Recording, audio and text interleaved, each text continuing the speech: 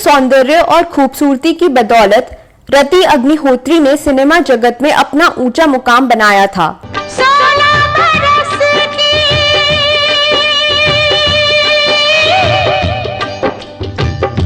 आज इस वीडियो में मैं 80 के दशक की मशहूर अभिनेत्री रति अग्निहोत्री के बारे में बात करने जा रही हूं, जिन्होंने अपनी खूबसूरती और अभिनय से दर्शकों का दिल जीत लिया और खूब लोकप्रियता हासिल की। लेकिन उनकी पर्सनल लाइफ काफी ट्रेजेडी भरी रही। बहुत देर से दर पे आके लगी थी। शादी के बाद लंबे समय तक उन्हें अपने पति की शारीरिक और मानसिक प्रताड़ना झेलनी पड़ी। मानसिक प्रताड़ना के कारण करियर पर ज्यादा ध्यान नहीं दे पाई और गुमनामी में चली गईं।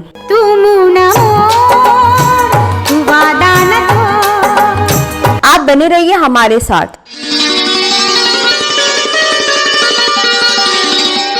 नमस्कार दोस्तों, मैं आपकी दोस्त और होस्ट साची और आप देख रहे हैं फिल्मों, गीतों और फिल्मी हस्तियों के बारे में जानी अनजानी जानकारियां देने वाला चैनल क्लासिक एरा। दोस्तों, 10 दिसंबर 1960 में उत्तर प्रदेश के बरेली जिले में जन्मी रति अग्निहोत्री एक पंजाबी परिवार से ताल्लुक रखती हैं। उन्हें बचपन से ही एक्टिंग का शौक था, लेकिन उनके घर वाले इस बात के सख्त खिलाफ थे। हालांकि घर वालों की इच्छा के खिलाफ जाकर महज 10 साल की उम्र में ही उन्होंने ग्लैमर की दुनिया में कदम रख दिया था। अपने स्कूली दिनों के दौरान उन्होंने कई स्टेज शो में हिस्सा लिया और वहीं साउथ के निर्देशक भारती राजा की नजर रति अग्निहोत्री पर पड़ी थी। उन्होंने उन्हें अपनी फिल्म पुदिया वर्पुकल के लिए चुन लिया। उस समय रति अग्निहोत्री सिर्फ 16 साल की थी। साल 1979 में रिलीज हुई यह फिल्म सुपरहिट साबित हुई थी। इसके बाद निर्देशक भारती राजा ने उन्हें अपनी दूसरी फिल्म नेरम मराडा पुक्कल में मौका दिया। फिल्म फिर से हिट हुई और रति अग्निहोत्री सिने जगत में सफल अभिनेत्री हो गईं। इसके बाद उन्हें कई फिल्म के ऑफर आने शुरू हो गए थे। इस फिल्म के बाद रति अग्निहोत्री ने अगले 3 साल में तेलुगु और कन्नड़ की 32 फिल्मों में काम किया था। रति अग्निहोत्री को तमिल नहीं आती थी, इसलिए वह शुरू में हिंदी भाषा में लिखवाकर तमिल डायलॉग बोला करती थीं। बाद में उन्होंने भाग्य राजा फिल्म के दौरान तमिल भाषा सीख ली थी।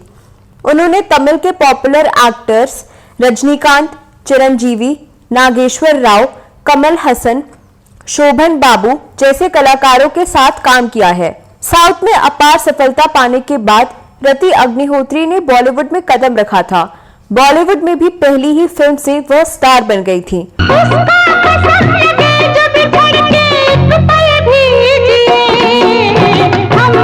उन्होंने 1981 में रिलीज हुई फिल्म एक दूजे के लिए से अपने बॉलीवुड करियर की शुरुआत की थी।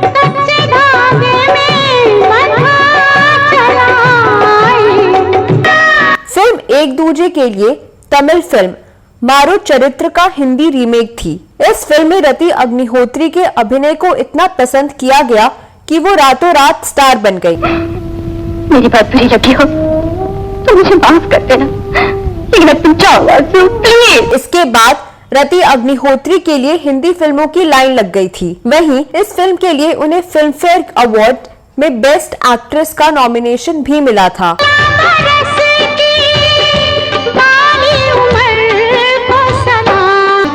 इस फिल्म ने दर्शकों के दिलों पर ऐसा प्रभाव डाला था कि इस फिल्म से प्रभावित होकर अनेक प्रेमी प्रेमिकाओं ने आत्महत्या कर ली थी, जिसके बाद फिल्म के हीरो कमल हसन ने युवक युवतियों से ऐसा आत्मघाती कदम नहीं उठाने की अपील की थी।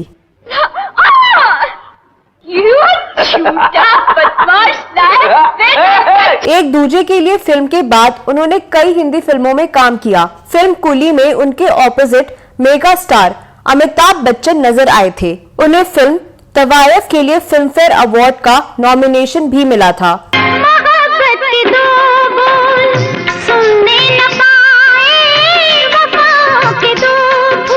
एक वक्त वह अपनी फिल्मों और निजी रिश्तों की वजह से चर्चा में बनी रही थी। उनके अफेयर के चर्चे संजय दत्त के साथ हुए थे। संजय दत्त और रति अग्निहोत्री ने मेरा फैसला, जॉनी आई लव यू और मैं आवारा हूं जैसी फिल्मों में काम किया था। संजय दत्त और रति अग्निहोत्री के बारे में खबरें भी खूब छपी। संजय दत्त और रति अग्निहोत्री ने अपने इंटरव्यू में एक दूसरे के लिए प्यार का इजहार भी किया था। रति अग्निहोत्री ने भी माना था कि वो संजय दत्त से प्यार करती हैं और वो उनकी जिंदगी का पहला प्यार है। रति अग्निहोत्री और संजय दत्त के बीच इतना गहरा प्यार था कि बातें शादी तक पहुंच गई थी। लेकिन संजय दत्त एक तरफ रति अग्निहोत्री के प्यार में थे तो दूसरी तरफ उन्हें ड्रग्स अपनी ओर खींच रहा था। इस तरह उनका प्यार ड्रग्स की चपेट में आ गया। दोनों के रास्ते अलग हो गए। संजय दत्त के बाद रति अग्निहोत्री का नाम बिजनेसमैन और आर्किटेक्ट अनिल विरमानी से जुड़ा। अनिल विरमानी के प्यार में रति अग्निहोत्री ने अपना बॉलीवुड करियर तक छोड़ दिया। 1985 के दौरान बॉलीवुड में रति अग्निहोत्री का खुमार जब जोरों पर था तो 9 फरवरी 1985 को उन्होंने शादी कर ली और शादी के 1 साल बाद ही वह मां बन गई। उनके बेटे का नाम तनुज है। वह शादी के बाद भी फिल्मों में काम करना चाहती थी, लेकिन उनके पति इसके सख्त खिलाफ थे।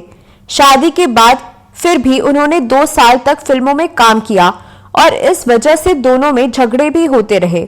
सजना सुन सुन मेरी चाबी छुन छुन सजना सुन सुन। उसके बाद परिवार की जिम्मेदारियों और बेटे की परवरिश के चलते रति अग्निहोत्री ने बॉलीवुड की तरफ रुख ही नहीं किया।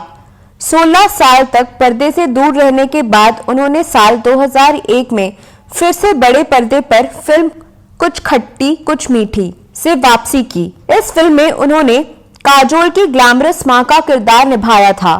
उन्होंने फिल्मों के अलावा रंगमंच में भी काम किया। साल 2015 में रति अग्निहोत्री अचानक थाने पहुंची और उन्होंने अपने पति के खिलाफ घरेलू हिंसा का केस दर्ज करा दिया, जिसकी वजह से वे अचानक चर्चा में आ गई थीं। अपनी शिकायत में उन्होंने कहा कि अनिल विरमानी उनसे मारपीट करते हैं और साथ ही उनका मानसिक शोषण भी करते हैं। रति अग्निहोत्री का कहना था कि अनिल विरमानी ने उन्हें जान से मारने की धमकी दी है। एक इंटरव्यू में उनका कहना था कि बीते 30 सालों से उनके साथ ऐसा ही होता आ रहा है। वह सिर्फ अपने बेटे की वजह से इतने सालों तक चुप रहीं। शादी के 30 साल बाद 2015 में उन्होंने अपने पति अनिल विरमानी को तलाक दे दिया था। उनके बेटे तनुज विरमानी फिल्म इंडस्ट्री में बतौर हीरो लॉन्च हो चुके हैं। तनुज ने लव यू सोनियो फिल्म में काम किया है। वहीं रति अग्निहोत्री पति के तलाक के बाद विदेश चली गई थी। इस तरह फिल्मों में वापसी करने के बाद रति अग्निहोत्री एक बार फिर फिल्मों से दूर हो गईं। वह साल 2016 में एक तेलुगु फिल्म में नजर आई थीं। हालांकि उनके चाहने वाले फिर से उन्हें पर्दे पर देखने को बेताब हैं। तो दोस्तों, यह वीडियो कैसा लगा जरूर बताएं। रति अग्निहोत्री के बारे में आपके पास कोई और जानकारी है तो कमेंट बॉक्स में अवश्य लिखें। अगले वीडियो में मैं फिर फिल्मों, गीतों और फिल्मी हस्तियों से जुड़ी कोई नई कहानी या नई जानकारी लेकर हाजिर हो जाऊंगी। अगले वीडियो में फिर मुलाकात होगी। तब तक के लिए नमस्कार।